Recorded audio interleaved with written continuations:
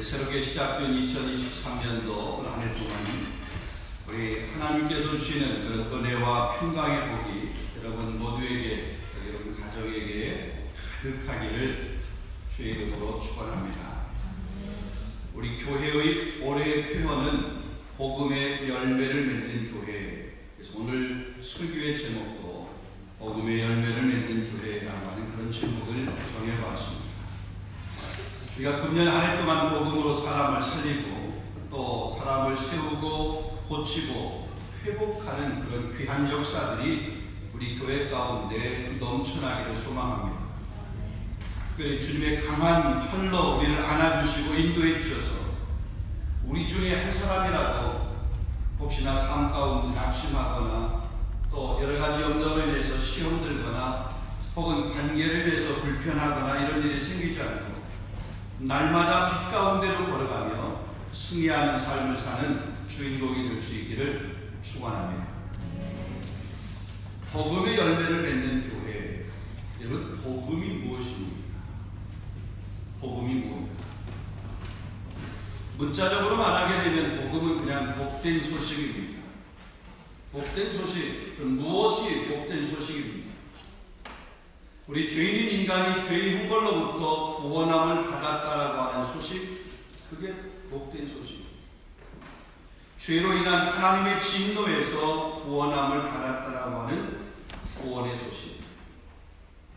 예수 그리스도를 통해서 우리에게 전해진 그 구원의 소식, 이 소식이 바로 복된 소식입니다. 한마디로 말하면 예수 그리스도가 복음입니다. 십자가가 복음입니다.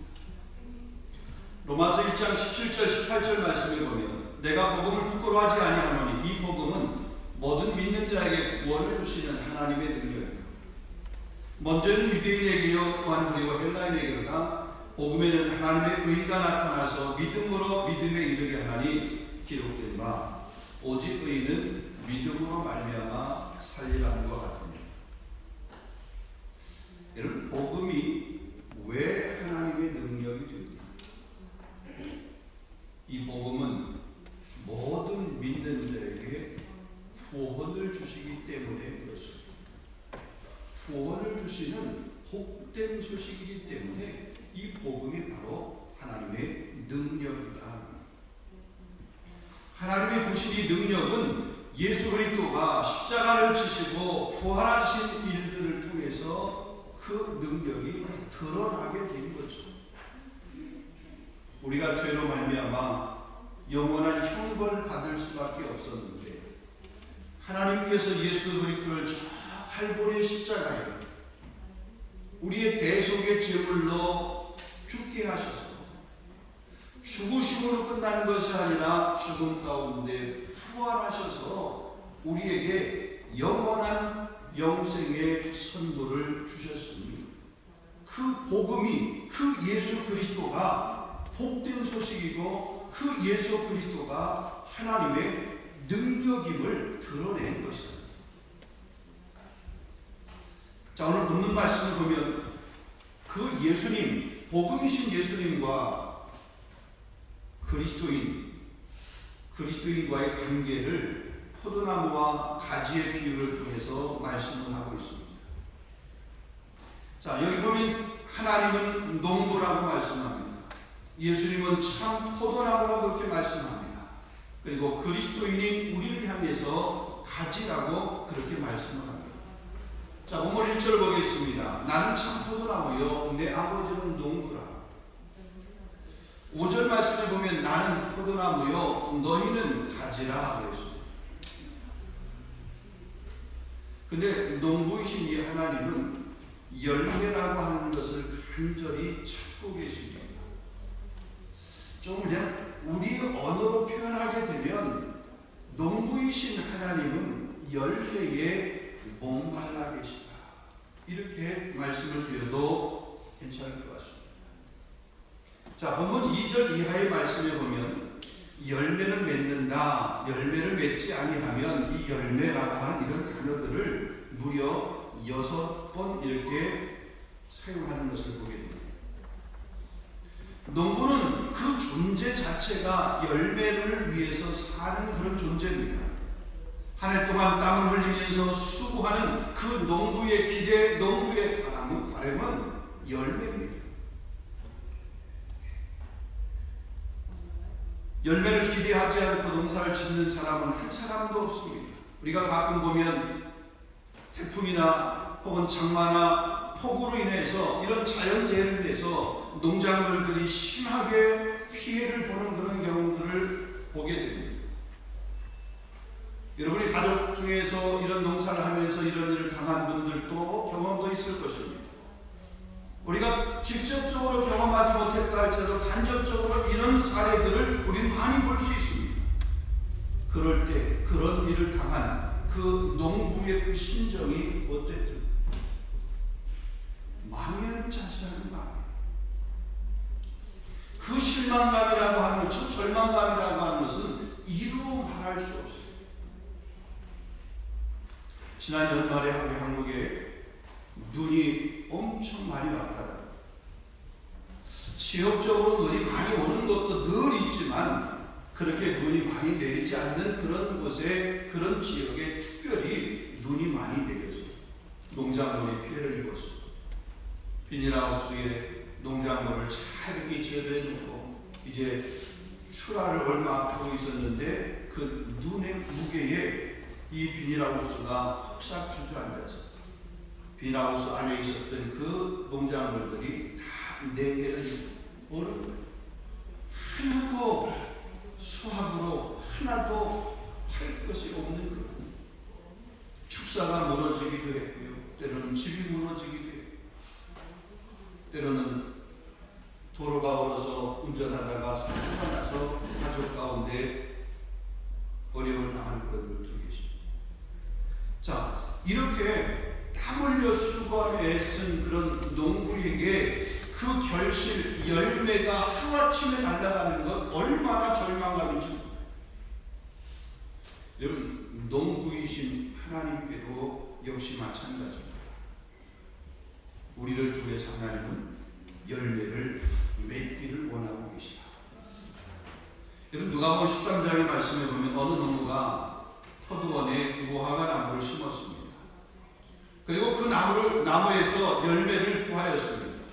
온갖 정성을 다해서 가꾸었습니다. 그런데 열매가 맺혀지지 않는 거예요. 1년을 참았습니다. 2년을 참았습니다. 3년을 참았습니다. 그런데도 열매가 없었습니다. 그러자 주인이 화가 났습니다. 그래서 그 포도원 지기에게 이렇게 말합니다. 누가복음 13장 7절입니다. 내가 3년을 와서 이 무화과 나무에서 열매를 구하되 얻지 못하니 찍어버려라. 어찌 땅만 버리게 하느냐. 이 주인이 그 무화과 나무에게서 열매를 얻기를 구했어요. 기다렸어요. 1년, 2년, 3년 그래도 열매가 없는 거예요. 그러니 하는 말이 뭡니까? 찍어버려. 왜 땅만 그렇게 버리고 있느냐? 왜 땅만 그렇게 낭비하게 만드냐? 여러분, 이 무화과나무의 비유는 예수님께서 말씀하신 누가복음 11장에도 보면 있습니다. 예수님께서 예루살렘에 들어가시다가 인만무성한 무화과나무를 보셨습니다. 시장하셔서 그 무화과나무에 가셔서 뭔가 열매를 얻을 수 있을까? 그 무화과의 열매를 찾았습니다. 그랬는데 인만무성했지. 정작 맺혀야 될 무화과의 열매가 없는 거예요. 그러자 예수님께서 그 무화과나무를 향해서 뭐라고 말씀합니다. 무화과나무가 어떻게 무화과나무를 초주했습니다. 그랬더니 곧 말라 죽었다고 했습니다. 여러분, 이 열매에 대한 이런 말씀을 통해 보면 열매에 대한 예수님의 열망, 열매를 맺기를 원하는 하나님의 그 열망, 마음을 우리가 여기서 볼 수 있는 거죠. 오늘 보면 2절 말씀에도 말합니다. 열매를 맺지 않는 가지는 제거해 버리신다. 근데 그 말씀 가운데 놀라운, 그렇지만 반면에 열매를 맺는 가지는 더 열매를 맺게 하려고 깨끗게 한다. 그것을 깨끗게 한다. 그랬어요. 여러분, 열매를 맺히고 우리의 인생, 우리의 삶이, 우리의 가정이, 우리 공동체, 우리 교회가 더 깨끗해지는 그런 은혜가 있기를 주님의 이름으로 축원합니다. 그러면 우리가 무슨 열매를 맺어야 될까? 무슨 열매를 맺을 때 예수님이 가장 기뻐하실까? 하나님이 기뻐하실까? 영혼을 구원하는 구원의 열매를 맺게 될 때에 하나님이 가장 기뻐하시는 일이 있습니다. 영혼 구원이 뭐죠? 우리가 때를 얻든지 못 얻든지 믿지 않는 영혼들에게 복음, 예수 그리스도, 십자가 그분을 전하는 거예요. 그래서 한 영혼이라도 주님 앞에 돌아오게 됩니다. 그래서 지옥 백성이 천국 백성이 되고 영원한 흉물 가운데 던져진 그 인생이 건진 바 되어서 하나님의 복을 받는 그런 인생으로 살아가게 되는 것, 이게 최고의 열매. 우리 삶에는 성령의 열매입니다. 갈라디아서 5장을 보면 성령의 열매, 사랑, 희락, 화평, 오래 참음, 자비, 양선, 충성, 온유, 절제. 열매들이 맺혀요. 우리 입술을 통해서 우리 주변의 사람들, 여러분의 가족, 여러분이 가장 사랑하는 사람, 여러분의 주변에 함께하여 가장 가깝게 함께 만나는 사람, 이런 사람들을 그리스도 앞으로 이끌 수 있는 그런 은혜의 삶들이 있을 수 있기를 주님의 이름으로 축원합니다. 자, 그러면 우리가 어떻게 해야 열매를 맺을 수 있을까? 오늘 본문의 말씀을 통해서 두 가지만 생각을 해보겠습니다. 첫 번째로 보면 한번 따라하겠습니다. 주님께 꼭 붙어 있어야 한다. 네, 오늘 본문 4절 말씀이 이렇게 말합니다. 내 안에 거하라. 나도 너희 안에 거하리라. 가지가 나무에 붙어 있지 아니하면 스스로 열매 맺을 수 없음 같이 너희도 내 안에 있지 아니하면 그러하리라. 내 2절 말씀, 내게 붙어 있어. 붙어 있지 아니하면 열매를 맺을 수 없다. 붙어 있어야 된다. 그리스도인은 예수님에게 붙어 있는, 아니 예수님에게 붙어 있어야만 하는 존재입니다. 껌딱지처럼 그렇게 한참 붙어 있어요. 너는 내게 붙어 있으라. 너희가 나를 떠나서는 아무것도 할 수 없느니라. 우리의 영적 생명을 유지하고 또한 열매를 맺게 되는 원천은 바로 예수 그리스도입니다. 그러기에 그 원천인 예수 그리스도에게 우리가 항상 붙어 있어요. 어떤 분은 붙었다, 좀 떨어졌다, 환경에 따라서 때로는 붙었다, 좀 떨어졌다, 가까이 했다, 멀리 했다, 이런 분이. 또 어떤 분은 주일에는 붙어 있어요. 근데 주중에는 주님과는 관계없어요. 세상 주님을 모시고 살아. 이런. 여기 내 안에 거하라 라고 하는 이 거한다라고 하는 이 말씀이 있습니다. 여러분 요한복음 15장의 말씀을 보면 이 거한다, 거하라 이런 의미, 이런 말씀이 우리 한 10번 정도 이렇게 반복해서 나온 것을 보게 됩니다. 이 거한다라고 하는 말은 계속 머무른다는 것입니다. 주님과 지속적인 관계를 갖고 있는 거예요. 한시라도 떠나지 않는 겁니다.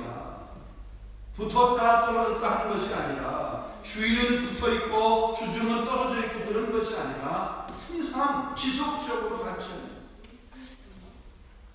여러분, 임마누엘 무슨 뜻이죠? 임마누엘, 하나님 우리와 함께 하신다. 하나님께서 우리와 함께 하시는데 득덩정덩 그냥 가끔 함께 하는 것이 아니라 매일, 매 순간. 때로 우리가 하나님이 나를 피하여서 저 산 꼭대기에 올라가죠. 하나님은 거기 계시고, 내가 하나님 나를 피하여 저 바다 깊은 곳에 거할지라도 하나님 거기. 왜? 하나님 임마누엘이시니까. 그 임마누엘의 하나님과 함께하는 지속적인 관계를 갖는 그런 저와 여러분 될 수 있기를 원합니다. 자, 그런데 7절을 한번 보겠습니다. 7절에 보니까 뭐라고 말씀하냐면 너희가 내 안에 거하고 내 말이 너희 안에 거하면, 자, 나도 너희 안에 거한다라고 하는 이런 말씀이, 내 말이 너희 안에 거한다라고 하는 이런 말을 보게 됩니다. 다시 말하면 예수님께서 성도인 우리의 삶 안에 거한다는 거죠. 그렇게 우리가 예수 안에서 거하는 것은 말씀 안에 거하는 거예요. 예수님이 우리 눈으로 보이고 우리 육적인 눈으로 예수님을 볼 수 있다라고 그러면 그 예수님과 우리가 지속적인 관계를 갖는 것들이 가능합니다. 영이신 하나님이신 그분을 우리 육신 눈으로 볼 수 없잖아요. 근데 그 육신의 눈으로 볼 수 없는 그 예수 그리스도가 요한복음 1장에 보게 되면 태초의 말씀이 계십니다. 이 말씀이 하나님과 함께 계시니 이 말씀은 곧 하나님이시니라 그랬어요. 14절 말씀은 말씀이 육신이 되어 우리 가운데 거하심에 우리가 그의 영광을 보니 아버지의 독생자의 영광이요 은혜와 진리가 충만하다. 예수 그리스도가 말씀입니다. 말씀이 바로 예수입니다. 그렇게 우리가 예수님 안에 거하는, 우리가 그 안에 거한다라고 그럴 때 말씀 안에 거하는 거죠. 예수님 말씀입니다. 말씀이 곧 예수님입니다. 예수님은 지금도 살아계시되 말씀으로 역사하는 거죠. 우리의 이미 기록된 말씀, 우리가 보통 계시, 기록된 말씀, 뭐죠? 성경, 선포된 말씀, 뭡니까? 설교, 말씀, 선포된 말씀. 이 말씀 가운데 예수님이 함께하는, 그 가운데 우리가 거하는 거죠. 말씀 육신이 되어오신 예수 그리스도께서 또다시 살아있는 말씀으로 우리를 찾아오시는 거죠. 그래서 우리가 말씀을 가까이 해야 됩니다. 그 10분 전 말씀을 가까이 하면 이게 복이라고 했어요. 말씀 안에 거하는 저와 여러분 될 수 있기를 주님의 이름으로 축원합니다. 우리 지난해 동안도 여러분 말씀 읽기, 말씀 묵상 많이 하신 줄로 압니다. 오늘 새해가 시작됐습니다. 새로운 마음으로 다시 또 말씀 읽기를 시작하려고 합니다. 여러분 매일 성경, 그 매일 성경 말씀을 통해서, 그 말씀 묵상을 통해서 날마다 예수님 안에 거하고 예수님을 만나고 예수님의 능력을 그 말씀 안에서 시험할 수 있기를 주님의 이름으로 축원합니다. 올해는 그 매일 성경 말씀 묵상의 그 나눔을 조금 더 우리 공동체에게 좀 더 확대해서 우리 많은 사람들에게 서로 나눌 수 있는 그런 기회를 우리 교회가 프로그램처럼 해서라도 그렇게 한번 가져가려고 합니다. 그러면 공동체 성경 읽기라고 하는 그런 앱이 있습니다. 핸드폰에 가셔서 플레이스토어에 가셔서 공동체 성경 읽기 그것을 이렇게 치면 거기 앱을 다운받을 수 있습니다. 그러면 그곳에 성경 순서별 읽기 플랜이 이렇게 되어 있습니다. 여러분 하루에 20분씩 읽으면 1년이면 성경 1독을 하게 됩니다. 오디오를 이렇게 듣는 거니까 그냥 이렇게 틀어놓고 그냥 눈 감고 이렇게 듣기만 해도 눈으로 따라 읽을 수도 있고,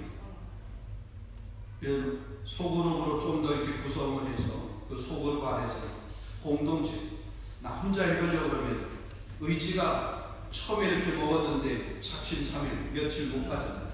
좀 더 우리 공동체를 만들어서, 그래서 서로 격려하면서 서로 이렇게 좀 용기를 주면서 올 한 해 동안에 하나님의 말씀을 더 많이 읽을 수 있는 그런 기회를 우리가 가져가려고 합니다.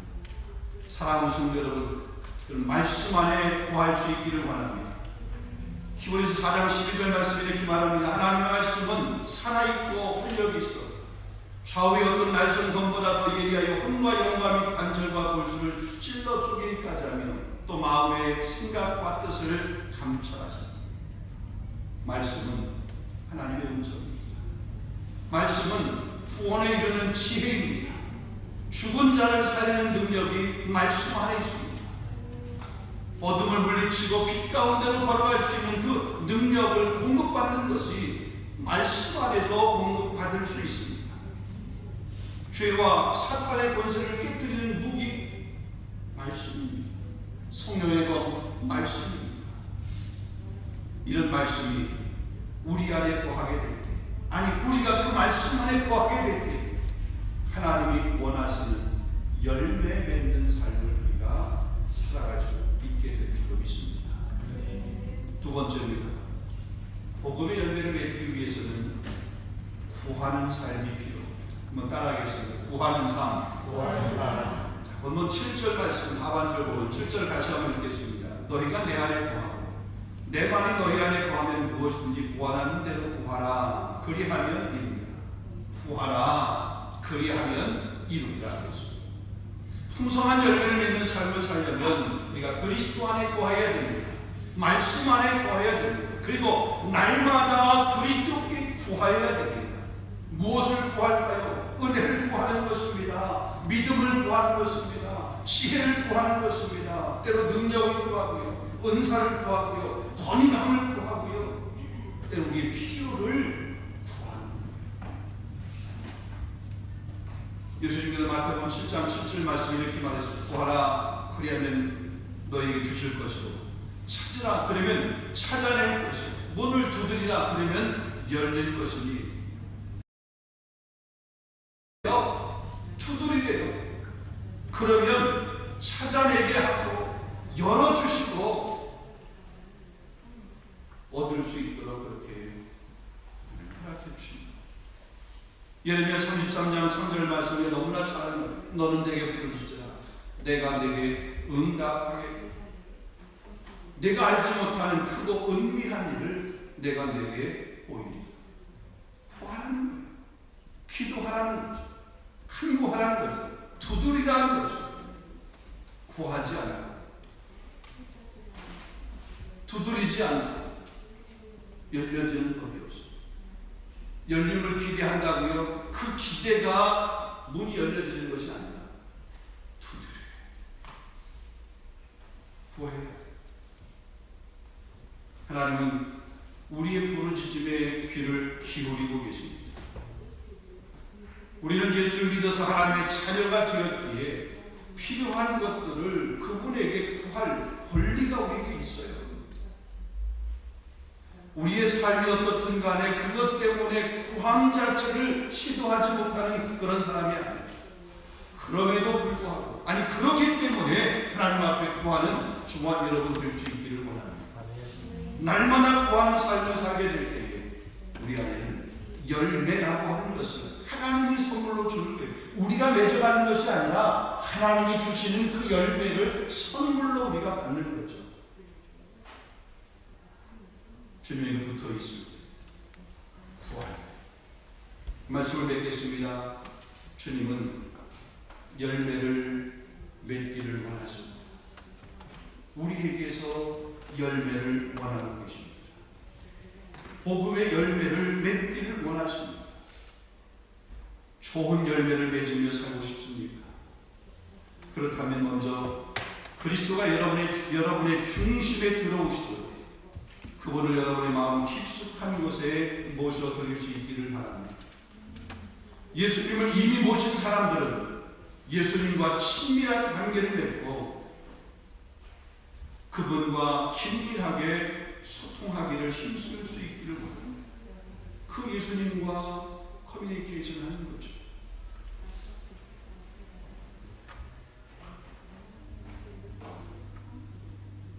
예수님의 말씀이 여러분 안에 구할 수 있도록 그 말씀을 가까이 하시기를 바랍니다. 그 말씀을 취하로 음식이 될 수 있도록 음식을 삼을 수 있기를 원합니다. 주의 말씀은 내 발의 등이요 내 길의 빛이니이다. 시편 119편 105절 말씀. 하나님께 가까이함이 내게 복이라. 시편 73편 28절 말씀.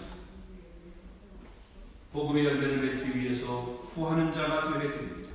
마음에 소원이 있으시다면 여러분 두드리고 찾고 구할 수 있기를 원합니다. 반드시 풍성한 열매를 하나님께 이렇게 허락해 주실 줄로 믿습니다. 우리 2023년도 한 해 동안 우리 개인 한 사람 한 사람도 복음의 열매를 맺는 그런 성도일 뿐만 아니라 우리 공동체, 우리 교회 복음의 열매를 맺는 그런 교회가 될 수 있기를 주님의 이름으로 축원합니다. 우리 함께 열매를 맺기 위해서 믿음으로 달려갑시다. 기도하겠습니다. 고마우신 하나님, 새해를 우리 허락해 주시고 새해 첫날 우리 첫 시간 첫 예배 가운데서 선포된 귀한 말씀을 통해서 하나님의 음성을 듣게 하시니 감사합니다. 하나님이 원하시는 것이 무엇인지, 하나님이 나를 통해서, 우리 가정을 통해서, 아니 우리 교회 공동체를 통해서 하나님이 정말로 기대하고 원하는 것이 무엇인지, 열매라고 하는 것을 우리가 말씀으로 도전받았습니다. 하나님, 우리 삶에 열매 없는 삶이 아니라 열매가 풍성한 삶이 되게 하여 주시옵소서. 육신적인 열매, 그것에 우리가 만족하는 것이 아니라 영적인 열매, 복음의 열매, 그로 인해서 하나님 앞에 영광 올려드릴 수 있는 그런 귀한 믿음의 일꾼으로 설 수 있도록 우리 2023년도 한 해를 하나님 축복하여 주시옵소서. 열매 맺기 위해서 지혜가 필요합니다. 열매 맺기 위해서 능력이 필요합니다. 열매 맺기 위해서 건강이 필요합니다. 열매 맺기 위해서 은사가 필요합니다. 하나님, 이 모든 것들을 우리 허락하여 주셔서 열매 많이 맺을 수 있는 성도들, 교회가 될 수 있도록 인도하여 주시옵소서. 하나님, 우리 옆에 쌀들피기에서 예배하고 있는 우리의 자녀, 우리 다음 세대, 하나님, 우리 자녀들도 풍성한 열매를 맺을 수 있는 올 한 해가 될 수 있도록 인도하여 주시옵소서. 예수 그리스도 이름으로 축복하며 기도하옵나이다. 아멘.